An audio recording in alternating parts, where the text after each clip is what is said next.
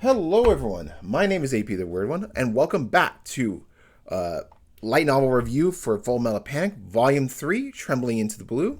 This takes place over the series of the episodes 18 through 24, so beginning with Deep Sea Party. Anyway, this is an interesting novel. There's a lot of good positives to say about it, and I do want to reflect a little bit on the anime. I want to give my overall thoughts on the anime later, but we'll do it with this volume. Now, in terms of the artwork, the color artwork, I don't think is that impressive. Sorry about this camera in the corner. I will get to that in a minute. I do have a reason. This is a kind of a nice shot. Then we, of course, have the crying scene. Kurt's yelling at Sosuke. And then we had the final battle between the Venom and the Arbalest. Now, in terms of the light novel, there are some very key differences and some things that make me really wish they had made these into the filler episodes instead of these three, the winds that blow at homes. There is parts in the light novel I really wish would have been dedicated to the there's aspects that I wish they could have done instead, but unfortunately, that's neither nor the case, but I'll make mention of them. So, what are some differences that I saw in the light novel I think that are relevant? I have the other camera for a reason. We're gonna show you some pictures, but first thing, the construction at the very beginning, the construction. There's electric drills and blowtorch. It sounded very loud. I don't remember that being the case in the anime, or if it was very minuscule. Tessa was not revered as a good commander until after the events of Volume 1 light novel, so the very first parts. The Pero Islands, that is still fictional. It's called the Pero Archipelago. I think it's still related to whatever I talked about earlier, but yeah, they're fictional. We have a very interesting set of words, sternum drang, and it's basically referred to its period of intense emotional turmoil, conflict, or upheaval. But they kind of use the phrase version of it is like when Kamina is in the water with Sosuke, she just kind of just futs about like she's just really angry at the situation. So they kind of use that play on words. A bit interesting. Something different. I did not know as the origin and everything. It was a fun learning experience. Definitely can tell that the translation is good, or at least it's not some modern translation with so many different animes or like light novels and manga. We also learned that Garland has lost his right leg from the events of the first novel, so you do have to keep in mind that the winds that blow home don't really happen. And I do like the fact that it's kept to the minimum. You still get the intensity effect of like Sosuke activating everything. At first, I didn't think that was the case. I thought like the episodes added to it, but not so much. I'll talk a little bit about how it goes on, but let's just say those episodes weren't necessarily needed, and more of that. We learned. Let's see. All right, so after Kamina gets aboard the submarine, she actually has a fan service moment. Now, they don't show it, but they definitely describe it in words, where she's in front of a mirror, and she's just kind of looking at her beautiful body, and then she gets really embarrassed. I'm like, oh, that... Like, we have, like, a whole bunch of fan service stuff in the anime, and, like, we didn't have that moment. I'm like, okay. I would find that a little bit interesting. It was just a kind of a fun, goofy moment. We do get a little bit more information about Garon's little terrorist group that attacks the Piro Islands.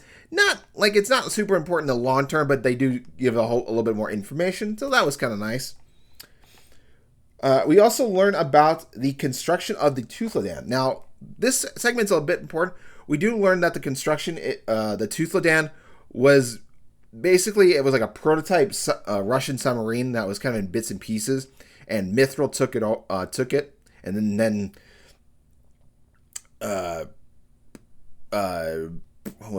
Tessa is basically she finished off the construction of it, given that she's a whispered. We also learn about the construction of the Arbalest. Now, because I've read the light novels and everything, but I had forgotten.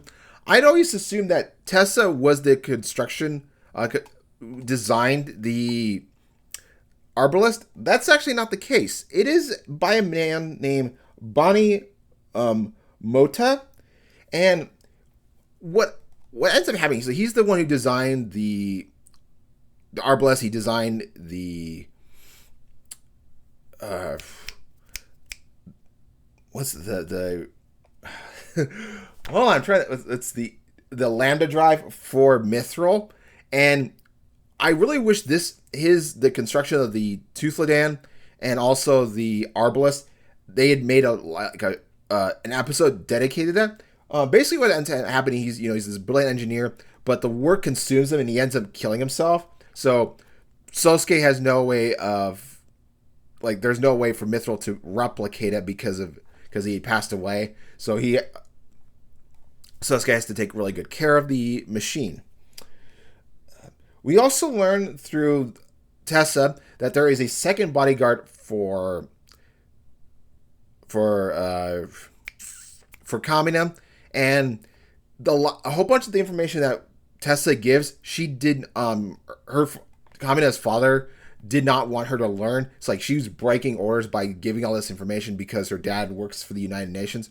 So there is more how powerful Kamina's family is, that she needs a second bodyguard, and Sosuke is aware of the second bodyguard, and this does get set up to the second season. From what I remember, we learned more about the bodyguard in general, but there's a lot of different more setups in that interesting, and I kind of wish they had done that, given that by the time, let's see, hold on, I'm gonna go to this. Oh, I need to go forward. So by the time okay, let's see. Light novels, let's see. So by the time the anime comes out, there's already at least one or two more volumes out of the light novel, and so the creators of the anime, they have some room to grow. They could have actually spoiled a little bit of it, and there's also mentions of Agamemnon are hinted at. So I feel like if they had, I kind of wish they had hinted more at this group instead of saving it for season 2. There's more to come. Maybe you won't watch an anime, but you could also read in the light novels, sort of things like that. The Arbalest gets recolored to dark gray because white just stands out and makes it a big target. Also around the time, there is Lieutenant Nora, who we've met, but we don't have a good conversation. But basically, this is her right here. She tells Sasuke, because you activated the Lambda drive 2 times, you should have no problem activating, because you got to go up against the Venom, who they presume has the powers of the Cotterile that Garon had. So the original, they don't know it's Garon again, but it's they tease that aspect. She says you no problem, and he's and it kind of definitely builds on the fact that he's very unsure of himself. A lot of it's weight on his shoulders, which is why you wouldn't need the past events, the episodes that came before 18, those 3, that useless series. But yeah, she tells you can do this, no problem. She's also the one that informs if you ruin the Lambda drive system, we're fucked. We can't really fix it or replace it or anything. So keep it in good shape. There is they definitely set up Nugan, I think, a little bit more to be betrayed. He's one of the more betrayers from what I recall. I don't think in the anime they discussed him and Kurt didn't have a conversation, but they do here. So they definitely hit on the fact he's going to betray him along with Dugahan. Then you have Kurama, who also works for Agamemnon. Like I said, they tease that aspect.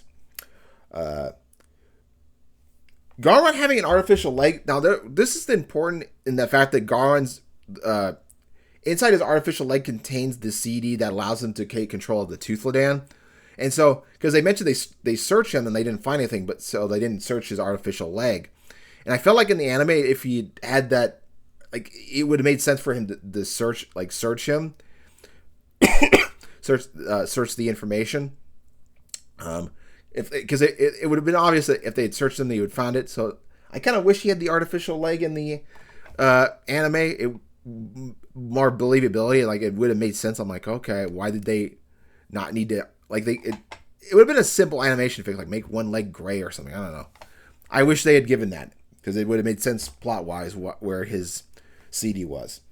When Garo eventually does take control of the Toothleden, the oxygen part, he just straight up wants to get rid of the oxygen in general in the past in the hangar of the boat. So, like, yeah, he essentially gets rid of it instead of like, oh, they're gonna pass out. No, he just wants to straight up kill him.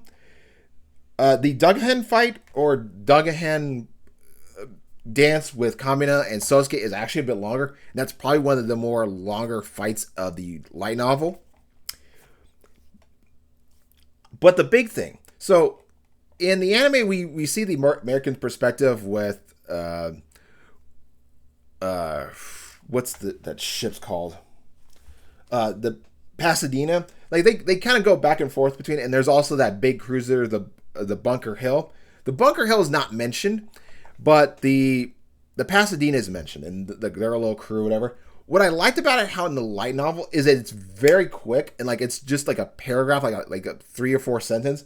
So it's like it gets you back in the action on the Toothleden a lot quicker. So it doesn't overstay its welcome. Where like in the anime, I'm like, okay, please just go on. And that's kind of what about more so the light novel is the light novel has a lot more. It's a lot quicker paced in the very end. It just doesn't waste your time, which is a good thing. But there's one aspect I did wish that I think the anime does a little bit better is the fight between Garon and Sosuke. It kind of seems like it drags on just a little bit, like that initial fight in the light novel. It just seems very quick. Sosuke absolutely destroys, like he even rips off its head. But like I said, it's a lot faster paced, and when Sosuke gets into the position where Garland's forced to do like a suicide attack, like as soon as he pins him against the wall, against the elevator shaft, and immediately takes him up. Like there's no big humongous delay. It's like it's super quick. And also Kamina doesn't help him show where the launch pad is. It's Sosuke figures out himself. So I do like that. I do like that aspect. Like it's very quick. It definitely like these. There is a suspension of belief that like it does happen like in a certain amount of time, but it's like it makes it a little bit more believable. Like that's what I really like about it. And I guess that was the major point. One thing from the anime that there's a couple more, but one thing from the anime I forgot about, and that kind of made me tear up when I read the light novel, is that the two men who passed away, McKellen and the other guy who was guarding Garon, Marmaduke, when Tessa calls out their names, like they're gone on patrol. I think that's probably something that's in like soldier society, but I feel like it's not they're saying they're dead. They're just watching out for us on patrol, sort of thing. I kind of like that, and it kind of made me tear up a little bit because, we have Tessa being a very religious Catholic and everything, a big time Christian. I like the wording, like it gives her a bit of hope, and it's very nice and rewarding. I guess I really liked it. I'm kind of pissed I didn't pick up on the anime version because of the bad audio. So, and then the final big hint is when Sosuke and Kamin are fishing, they don't actually catch anything. I like the ambiguity of the light novel, the anime, what I'm saying. So, wait, before I get to my final thoughts, I do want to show a couple scenes from the light novel. I think really good. The color stuff, it's okay, but the black and white stuff is really good. I'm going to show right here what. So we have this part. So this is Callahan and Tessa. They're contemplating the actions, what's going on in the Peril Islands. This is done really well. I just love the drawing. And then the final big bit is when you see Garon's AS in its full wickedness. This is a work of art. Like, it looks absolutely terrifying in the black and white. It is spectacular. I love this art scene. Makes the read worth it. But with that, let's get away from this. So overall, the light novel is not bad. It's a nice conclusion to things. To series events. I kind of do feel like the first volume was probably the best, but I'm going to save my final thoughts for later. So it's a good chapter. It's a good volume. I do feel like the anime definitely has the intensity right before the final volume. Like it does that aspects very well. But then the episode 24 just kind of flounders a bit flat. It's like, okay, whereas the light novel just does it really well for the most part, except for a little bit towards the end. So yeah, it's a fine volume. Nothing super spectacular, but I do wish some of the stuff, like the creation of Arbalest and the little minor details I mentioned, I wish they were still there, because they are important. They do set up for later, because by the time the anime is gotten, we've already had enough. Oh, one more aspect I forgot about.